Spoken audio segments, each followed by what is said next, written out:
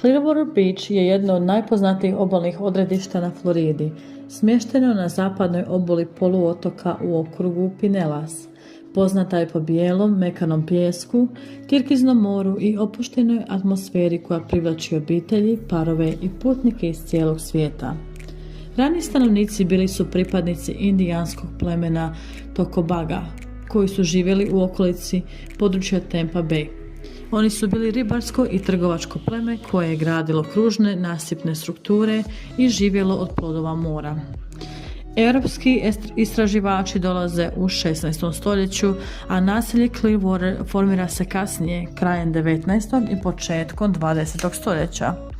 Ove ekspedicije donose bolesti koje rapidno smanjuju broj lokalnog stanovništva. Američki doseljenici počinju pristizati sredinom 1800-ih. Naziv Clearwater, čista voda, potječe od prirodnih izvora čiste vode koji su se nalazili u blizini. Tijekom Američkog građanskog rata područje je bilo rijetko naseljeno i služilo je uglavnom za poljoprivredu i ribolov. Početak turizma započinje nakon što je izgrađena željeznica u kasnom 19. stoljeću, što je omogućilo lak pristup posjetiteljima. Tijekom 20. stoljeća s razvojem hotela, marina i prometne infrastrukture, Clearwater Beach se pretvara u jedno od najpopularnijih turističkih mjesta na obali Meksičkog zaljeva. Plaža je više puta proglašavana jednom od najboljih u SAD-u, zahvaljujući finoj teksturi pijeska i čistom moru. Pijesak na Clearwater Beachu sastoji se gotovo u potpunosti od kvarca, što mu daje mekoću i bijelu boju.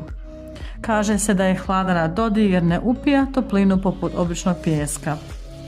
Dock ili Pier 60 je svaki dan domaćin mini festivala zalaska sunca. Glazbenici, umjetnici i ulični zabavljači stvaraju pravu atmosferu.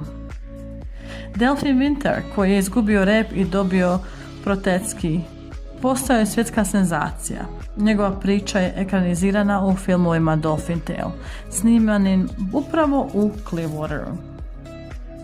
Clearwater plaža prolazi kroz povremene projekte obnove plaže, gdje se izgubljeni pijesak vraća kako bi se očuvala prirodna ljepota.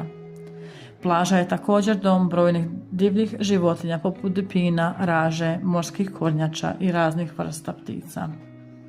Clearwater i okolno područje često se koriste za snimanje reklama, glazbenih spotova i filmova, upravo zbog svojih prekrasnih kulisa.